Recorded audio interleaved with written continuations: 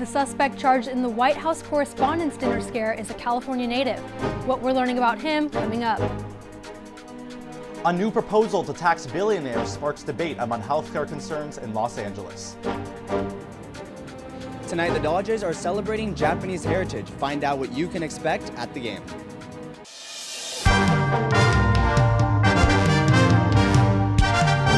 Annenberg TV News is next. The tension went from like 0 to 100. The stage was now filled with snipers completely. Beside me, like not even 10 feet, there was a sniper and 2 other men with guns ready to open fire at any moment.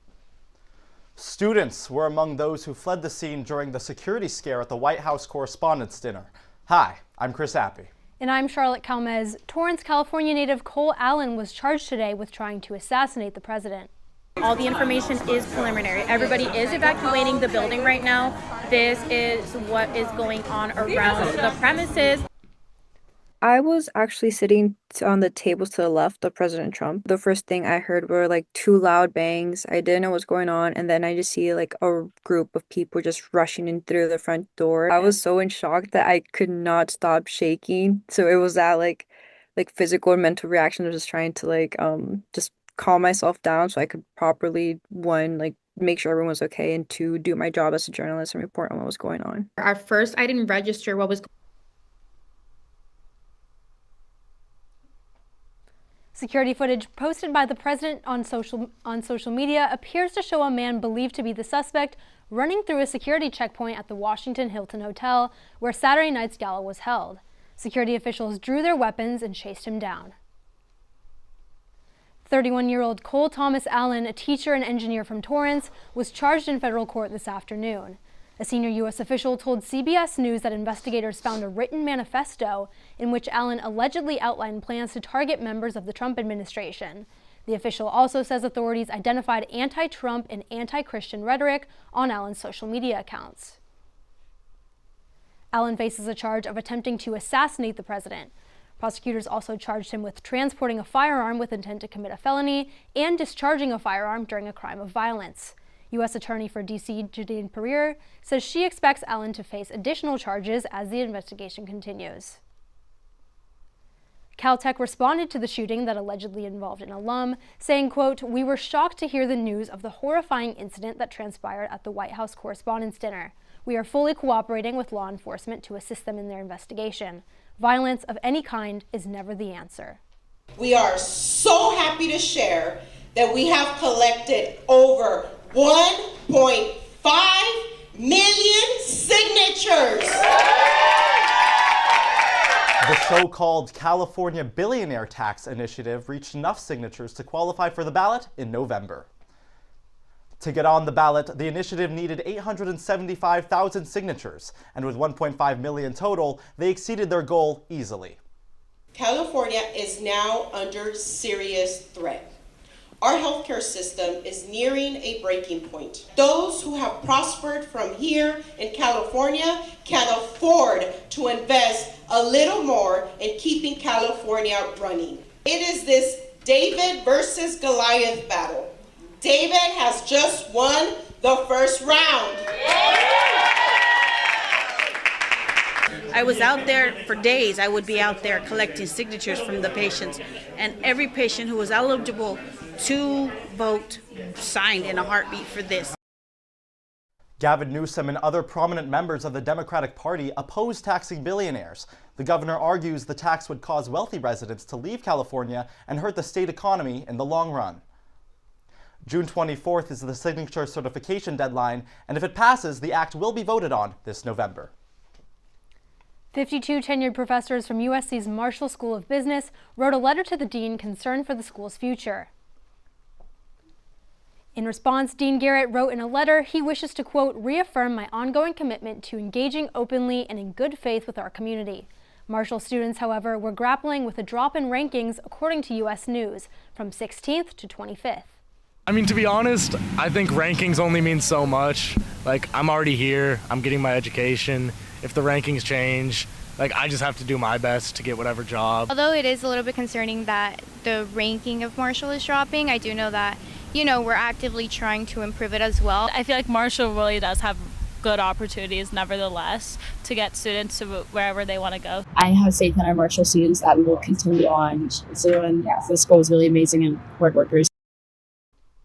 Next Monday, Garrett is hosting a discussion to, quote, address the faculty concerns directly, according to LA Material. 8 leading candidates for the governor of California return to the debate stage tomorrow. No clear frontrunner has emerged from last Wednesday's debate. 2 Republicans are in the race, Steve Hilton and Chad Bianco. Matt Mayen, Xavier Becerra, Tom Steyer, Antonia Villaraigosa, and Tony Thurmond and Katie Porter are the Democratic candidates still in the race. Democrat Xavier Becerra gained 15 points since Eric Swalwell's departure and is now tied with Katie Porter. Still, Republicans lead the field. Steve Hilton is ahead with 17% support. Chad Bianco follows close behind with 14% and is tied with Democratic candidate Tom Steyer.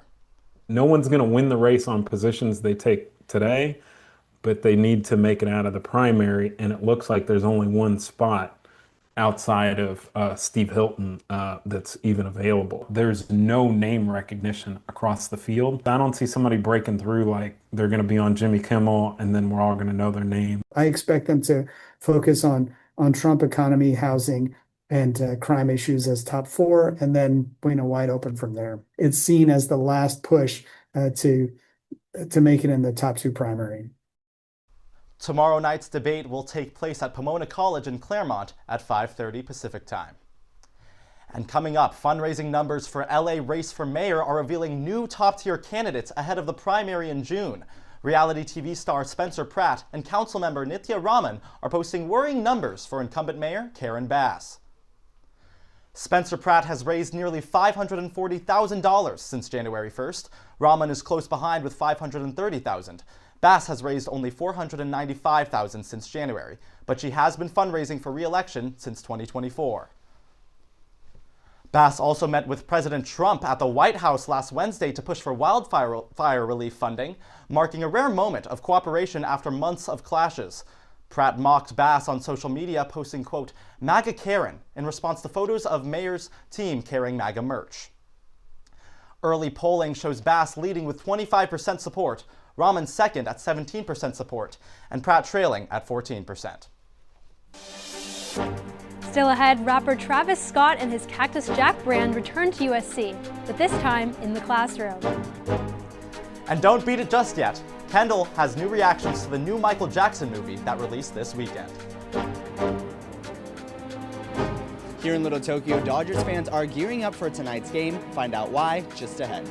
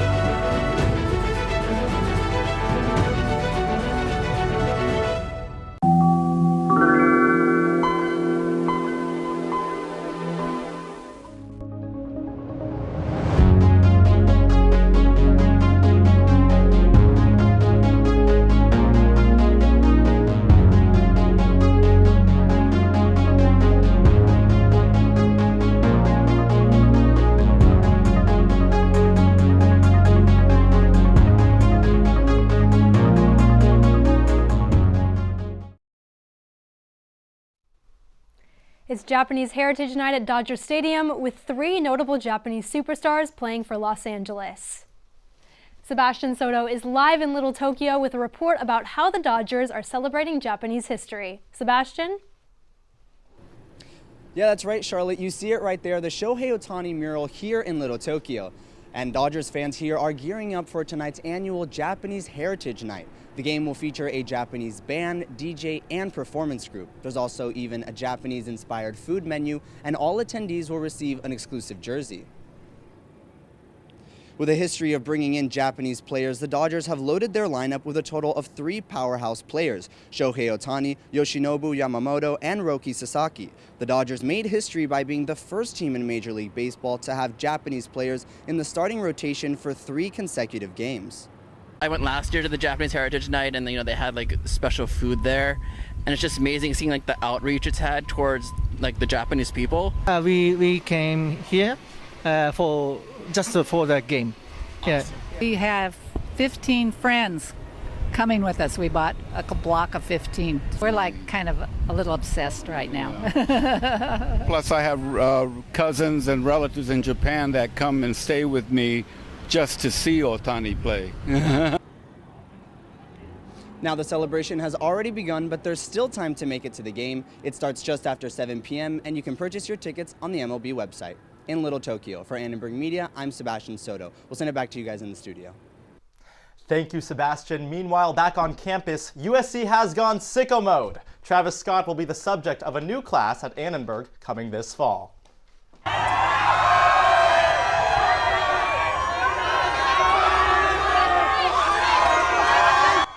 The creative enterprise, learning from Cactus Jack, will look at how the rapper built recognition through his Cactus Jack imprint and other branding ventures.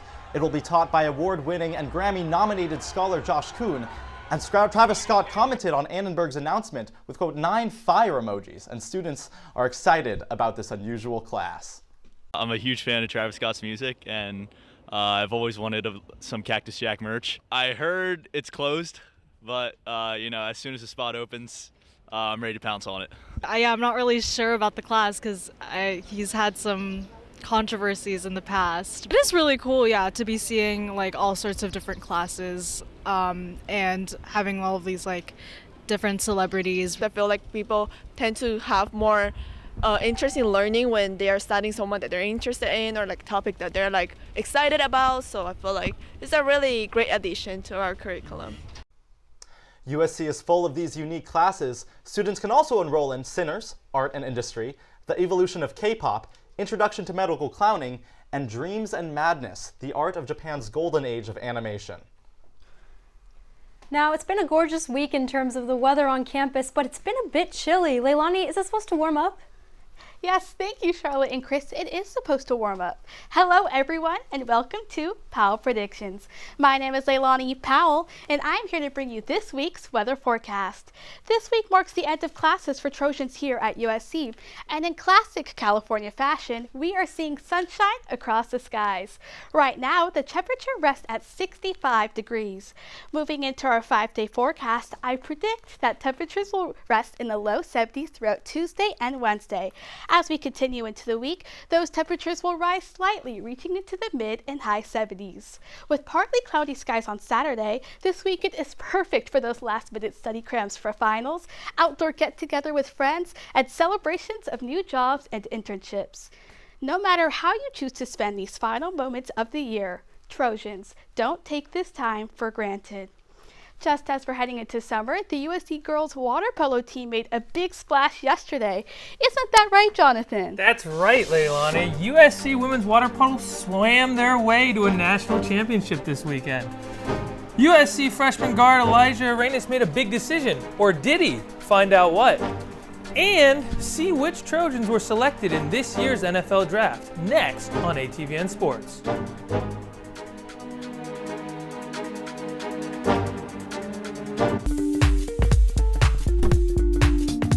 USG election season has kicked off. They have a huge game on Thursday, right? Huge. Prior to that, he couldn't hit water if he fell out of a boat. And a warning tonight about a massive storm heading our way. We're live here at the Galen Center. What would y'all do if you had $2.5 million? Music, art, and women empowerment. And she put her stamp on Big Ten history. Those are men swimming like fish. Thanks for watching. Annenberg TV News. You never miss an episode. Don't forget to subscribe. Thanks for watching.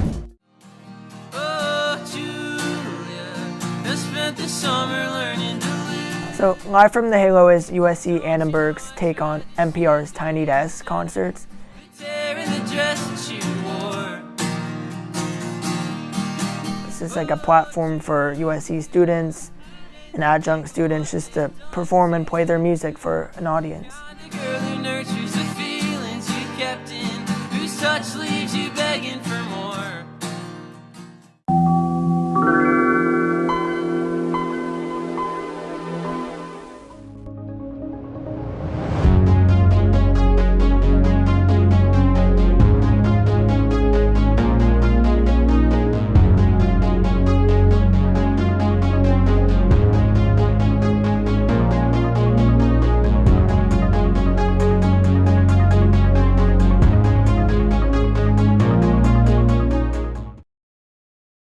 Welcome back to ATVN Sports. I'm Ian Maley. And I'm Jonathan Satilli. But before we get to current USC sports, we have some breaking news for today. Former Trojan Allison Felix announced she will try to qualify for the 2028 Olympic Games. Felix already holds the record for being the oldest U.S. woman Olympian to win a medal in track and field at 35, and if she makes the 2028 Games, she will be 42 and looking to make history again. A lot going on at USC. The USC women's water polo team are national champions, taking down number 4 Cal in a back-and-forth thriller on their way into the history books. The women of Troy took the lead into halftime. I'm just so proud of our team. It's been a long time coming, and this is for all the alumni, all those who didn't win a natty, and so it just means so much to our university and to our program. It was such a team effort. Everyone on this team has a role, and we truly embodied that, and every single person embodied their role. I'm just so proud of our team. Victory it was, and a great game to mark the end of a great season, claiming the program's 8th national championship. Earlier today, USC freshman guard Elijah Arenas gave Trojan fans whiplash, declaring for the NBA draft earlier today, and then, in the last hour, he rescinded this decision and is officially committed back to USC. Arenas had a standout freshman season for the Trojans, quickly becoming a household name. The 6'6" guard has a 7-foot wingspan, giving him potential to be a talented two-way player. Arenas has significant ability to create shots under pressure and demonstrated that after hitting a game winner over Penn State this season. Arenas ended his inaugural college basketball season with an average of 14.1 points, 2.9 rebounds, 2.1 assists, and a field goal percentage of 34.1. He recorded his high for points scored in a game against Indiana, where he finished with 29 to lead the Trojans to victory. Now, in this decision, he went, I'm going to the draft. Actually, no, I'm going back to USC.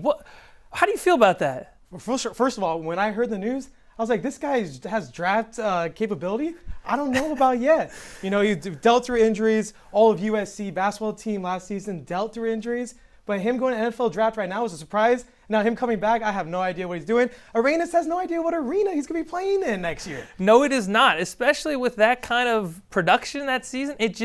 It was good. He showed his potential, but he needs to develop that potential before trying to make a big move. So it will be interesting to see how this premature back-and-forth decision will impact his role at USC next season, especially in the locker room. We will have to find out next season. Talking about drafts, the 2026 NFL Draft took place over the weekend, and 3 Trojans added with the themselves 20th pick in the 2026 NFL Draft, the Philadelphia Eagles select Makai Lemon, wide receiver, USC. Other Trojans drafted include fellow receiver and 3rd-round pick Jacoby Lane joining the Ravens, and 5th-round pick safety Kamari Ramsey, who will be joining the Houston Texans. Many Trojans who missed the draft have signed with teams as undrafted free agents, including safety Bishop Fitzgerald for the Tennessee Titans, linebacker Eric Gentry, tight end Lake McCree, and defensive lineman Keyshawn Silver and Anthony Lucas. USC now has 536 players that have been drafted to the NFL and 88 first-round picks, holding the record for the most total draft picks in the common draft area since 1967 with 369 draft picks. USC women's golf claimed both the team and individual Big Ten championships on Sunday. Sophomore Jasmine Koo secured the individual title by sinking a 15-foot putt on hole 17 to finish 3 under par. USC ended 4 over par to win the team championship, beating runner-up Ohio State by 12 strokes. This is USC's 10th conference title in program history and first in the Big Ten. Head coach Justin Silverman had this to say following the big weekend. But it was a really good group effort this week. I'm really proud, 1 to 5, of how we competed. We've never stepped foot on this golf course. We haven't had anybody step foot on property until the practice round. But the wind it was strong, it was quartering, it was gusty, and it asked a lot of difficult questions. But proud of how this group kind of fought through that, composed themselves, and got to the finish line. The 2 ranked Trojans await the announcement of their destination for regionals on Wednesday, April 29th, during the 2026 NCAA Division I golf selection show, and will be looking to win their 4th national championship next month. And that is all the time we have for sports. I'm Jonathan Satilli. And I'm E. Maley. Let's send over Charlotte to see what's coming up next. Coming up, you're in for a thriller. Kendall was kicking it at the biographic film Michael this weekend.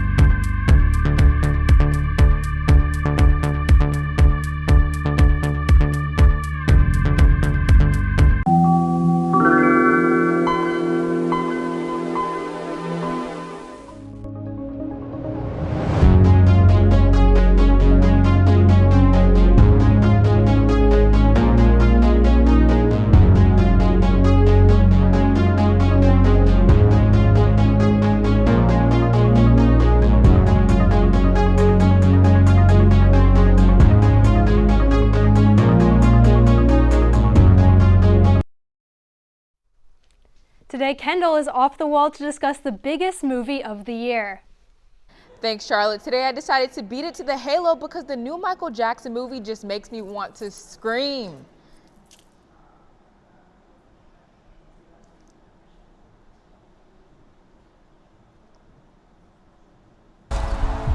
You're confident. You're strong. This weekend, it didn't matter if you were black or white. The theaters were filled for the long-awaited Michael Jackson biopic starring Jafar Jackson, Nia Long, and Coleman Domingo. The movie begins in Gary, Indiana, highlighting the Jackson 5, Motown, and the move to Los Angeles. Some feeling the movie didn't show enough because it ends in 1988. Right now, I have a couple of Instagram posts pulled up. I am loving it. People have been dressing up to go to the theaters and everything. But this one right here, this is definitely my favorite with Flaugier. I love this trend. People are like, what are you going to see? And then people are just been dressing up as Michael Jackson. It's great. You know, here's some critiques. People are saying it's one of the most worst review of the years. But hey, look, the comments, people are saying that Jafar might need to get an Oscar. And hey, I don't disagree. Even here, the tomato meter, 39%, but it matters what the people think, not the critics, with that 95% from the popcorn meter. And then right here, again, another trend, people taking up the whole seat, talking about they're buying 3 tickets so they can sit like this from the Thriller album. Okay, now the movie made $97 million this weekend, with Coleman Domingo and Jafar Jackson surprising audiences on opening night. I talked to entertainment reporter Mary Murphy about her interview with Michael, and I asked students about their reaction to the film. I do believe that, not even just in the biopic sense, that black films are just critiqued so harshly, and the media tries to just portray like our art in a negative way to just generate views and just spark up conversations. It's like they left out powerful like parts of Michael's life that they could have included in it, and I've seen that they say it's like a money grab. Doesn't discount the movie as much as a critic would say, because a critic's supposed to be a critic. They're supposed to be kind of harsh with the movie. When I interviewed him, I asked him how he felt about people calling him Wacko Jacko. He got so angry. Like, how dare people call me that? They're just jealous of me. His power. Just look at video from his concerts in Japan or his concerts in England. Sorry, I'm too busy feeling like Michael. Thanks for kicking it with me for one last time, and don't cry, just remember the times. I'm Kendall Gale Washington with Annenberg Media, kicking it back to you. Thank you, Kendall. Maybe we could all go see the Michael Jackson movie after this. How does that sound? I mean, it looks like a lot of fun. It seems like people are really getting into it, you know, singing, wearing the outfits. I feel like Leilani and Chris, you guys would be great with your musical theater background. I'd love to see that. You think I could do the Michael Jackson movie? It seems like a thriller of a movie. I can know. There we go. Well, thank you for watching Annenberg TV News. From everyone at Annenberg Media, I'm Chris Happy. And I'm Charlotte Calmez. For more coverage, don't forget to subscribe to our channel and turn on notifications so you never miss an episode. We'll see you next time. Good night.